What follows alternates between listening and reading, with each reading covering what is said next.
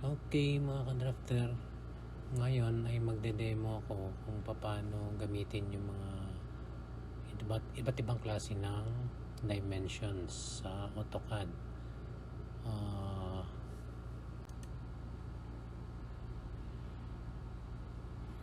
Punta lang kayo dito sa may hindi sa home, sa annotation. Yan, click mong annotation and then may makita ka dito ang dimension, click mo yan. Yan okay, iba't ibang uri ng dimension. So yan ang ating pag-aralan ngayon. So gawa muna tayo ng object, line muna.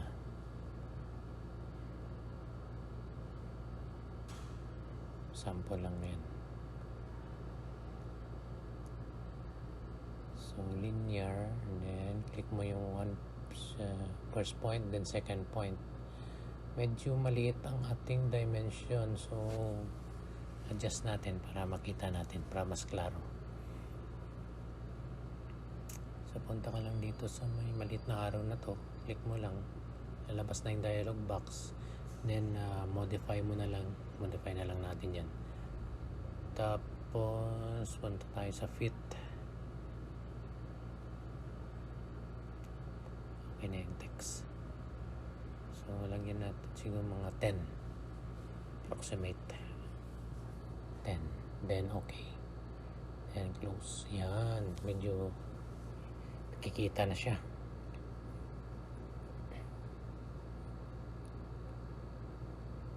Tapos para maiba, ibahin natin ang kulay ng dimension natin para ma-distinguish natin. Punta tayo sa layer dialog box, tapos mag new layer, then layer name natin is dimension, then palitan natin ng kulay red. Okay, tapos close na natin. Okay, tapos ilagay natin dun sa dimension. Yan, gawin natin current. Yan. So yan yung linear dimension. And then check natin ano bang susunod. Invert. Linear pa rin gamitin natin, pero pa vertical naman. So match properties na lang natin.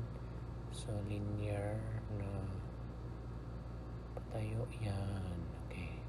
So meron siyang point kasi hindi ako nag-assign ng ng eksaktong sukat. So adjust natin to kasi kama ang nakalagay.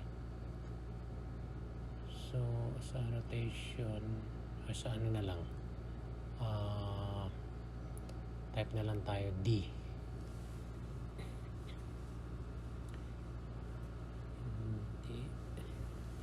Mag-command prompt na lang tayo. D, enter. Yan yung dimension style. Tapos modify natin dito sa may primary units. Yung kama, palitan natin ng period. Okay. Tapos okay na yan, may point siya. So okay, close. Yan. Okay, next is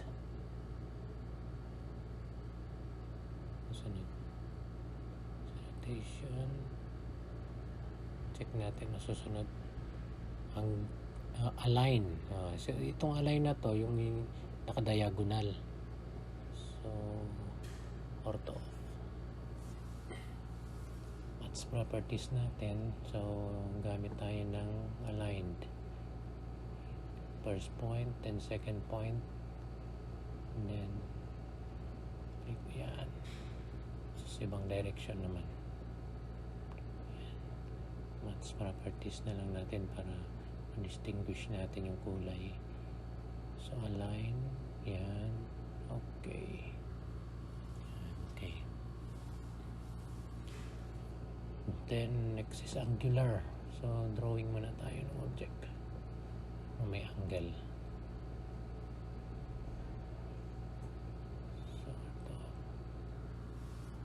Maths properties natin.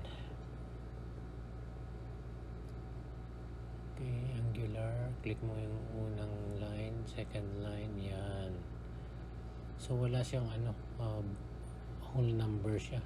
So kung gusto nyo gawing may minutes, seconds, dito tayo sa primary units, tapos decimal, diyan, degrees sa units format, punta ka sa degrees, minutes, seconds, tapos pamili ka dito yung may seconds, ayan, degrees, minutes, seconds.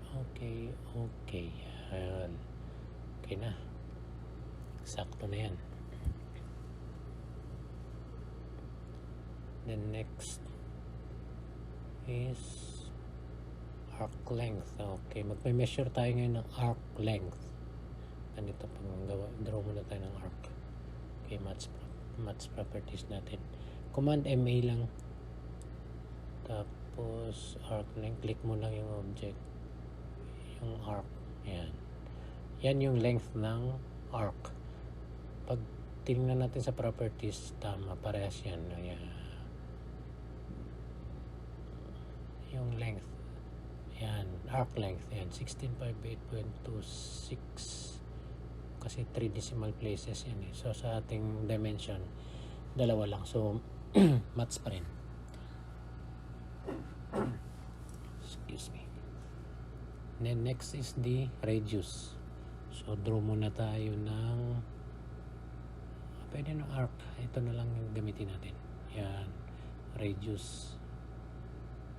Yan. Kung dito mo ilagay kahit saan, kung saan gusto mo, yan, basta bibigay niya yung radius. Yan ang radius ng arc natin.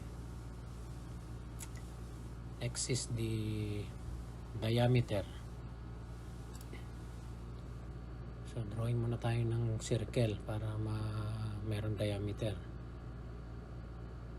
So maths properties natin, MA, select, and then okay, diameter, click mo lang yan, yung line, yan, bibigay niya na yung diameter niya. Ay, may symbol naman siya ng diameter. Specify mo na yung point kung saan mo siya ilagay, yung location, specify location na lang. And then next is the juggle. Yung juggle na yan, yun yung yung dimension mo ay may lalapit mo, may lalayo mo, yung nakabaluktot. Yan, may ganyan. Ilayo natin. Masyado kasing malapit yung ginawa ko. Ulitin natin. Click dito, tapos click mo sa malayo. Yan. Tama, may lapit ko dun sa yan, na-adjust yung juggle niya, yan. Pero hindi naman kasi masyadong gamitin eh. Pero at least ma-demo ko sa inyo kung paano nangyari. Ito naman, ordinate.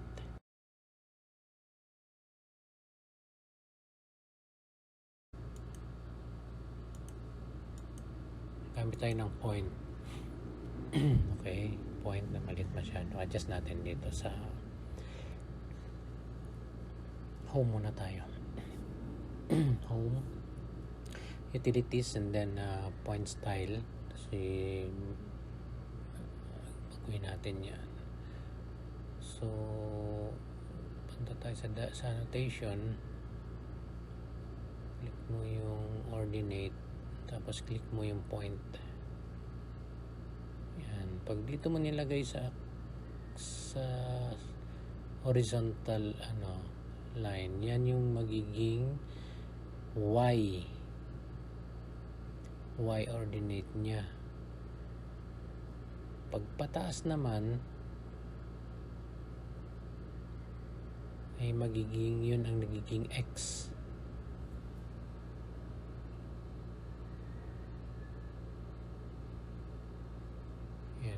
Yun yung x ordinate niya.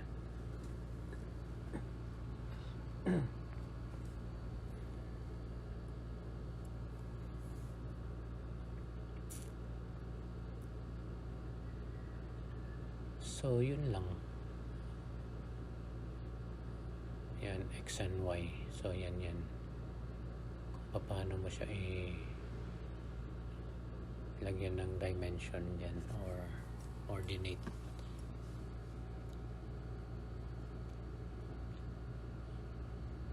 So yun guys, mga ka-drafter, yan yung mga paggamit ng mga dimensions, pati ibang klase ng dimensions.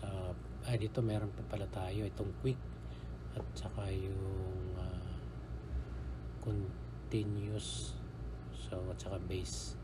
So copy ko na lang to, tapos quick dimension, yan, click mo lang yan. Hindi mo na kailangan i-click yung first point tsaka second point, click mo na lang diretso yung line or object, magda-dimension na siya. Yun yung quick dimension. Yan, kunyari ditong side na to, click mo lang yan, enter, tapos click mo, tapos enter or select, enter, enter, yan.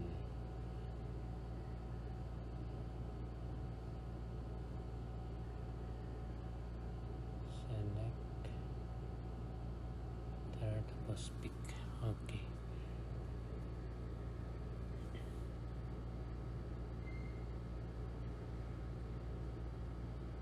Try natin tong 3 corners. Paano? Okay, quick dimension. Yan. Diretso na siya. 3 agad. Mabilis. Parang shortcut siya Shortcut siya ng linear dimensions.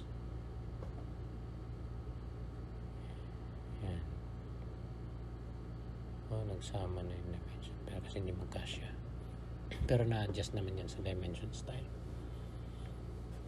So continue, yung continue na naman, draw muna tayo ng object natin.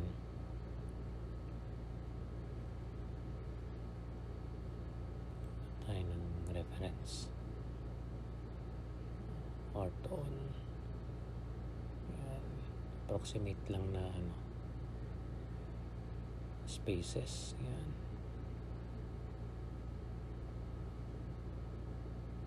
And then match properties. Doon tayo sa continue.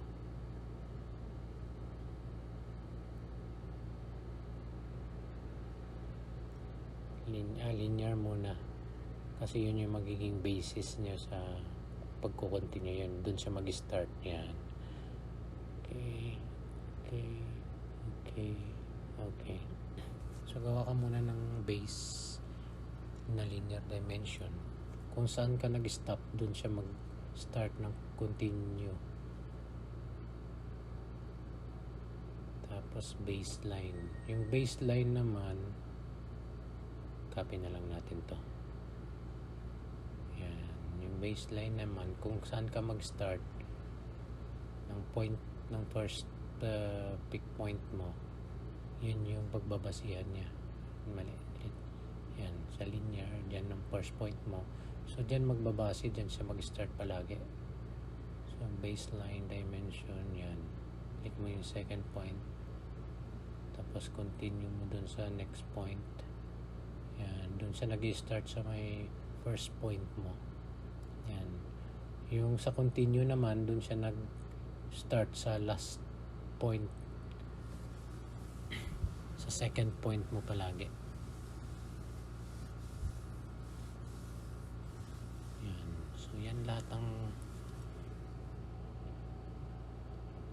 dimensions, klase ng mga dimensions. So sana makatulong sa mga, lalo na sa mga beginners.